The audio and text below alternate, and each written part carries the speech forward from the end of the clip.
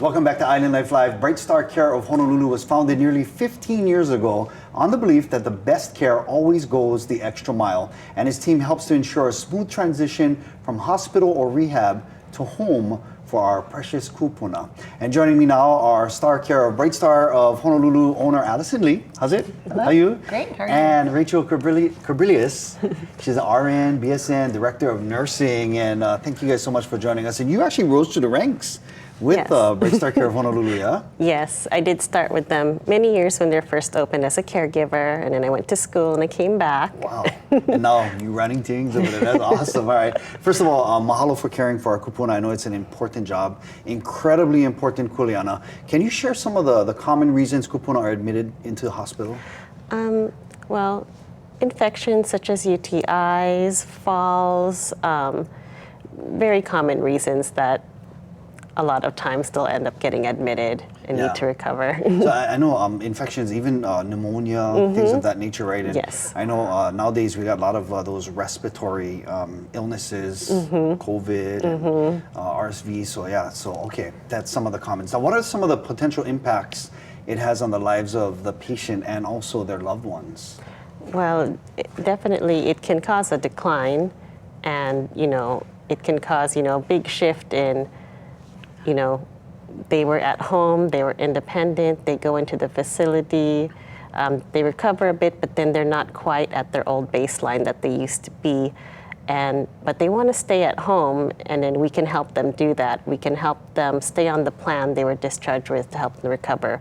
We can help them, do some of that personal care that they're starting to have a hard time with to keep them from, reduce these infections, keep them from falling, keep them there, aging in place. I love that, and it with a sense of dignity as well, because once you lose that independence, it can also affect you mentally, yeah, Allison? Yeah, absolutely. And I think speaking of the effects when these falls and hospitalizations happen, Rachel's speaking a lot to the clinician and the care side of things, but just how it affects the patient and the family is so dramatic. Also, it's this often very sudden. A lot of times we see kupuna who are very independent and they'll have a fall or they'll have an infection, they go to the hospital and everything changes, and it's incredibly stressful for the families. It's incredibly stressful for the patient themselves. So really navigating that and trying to just pull yourself together and start thinking through what are the next steps that we need to take. Yeah, that is absolutely important, because especially the planning and the coordination with not just the medical team and those experts, but also the family at home. How can you kind of walk us through that? How important that is, and what should we be doing? Well, definitely always sitting down and figuring out not just what your loved one needs, but what you need too to take care of yourself, to help take care of them. And then we're there to support that. We want to make sure the family has respite so they can go out, get errands done, do essential things, take care of themselves, and also be able to take care of their loved ones too. We're part of that process of, what can we do to keep them as independent as possible in the home?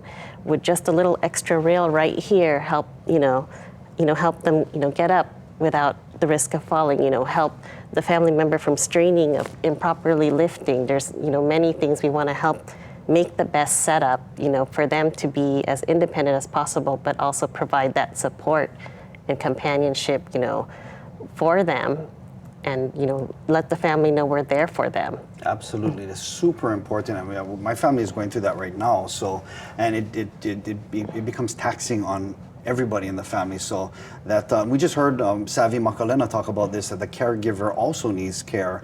So absolutely, the planning and coordination, very vital. Now, what are some of the considerations our viewers should keep in mind if they're looking for in-home care? Real quickly, we got about 30 seconds. Just, sorting through, sitting down, most of all with your loved one, what do they want? Have that real conversation of what do you want? They might be resistant to care, but you might need to just level them, what do you need? What do you want? Also, this is what I need and what we need for the grandchildren too. And, also taking a look back at, do they have any care policies or anything that could help support this too? and cover these type of services. I love that. Absolutely. Communication is key with the patient and also the family members and with the team. Thank you guys so much. Allison and Rachel of Star Care of Honolulu, we appreciate everything you do for our kupuna. Thank you for having us.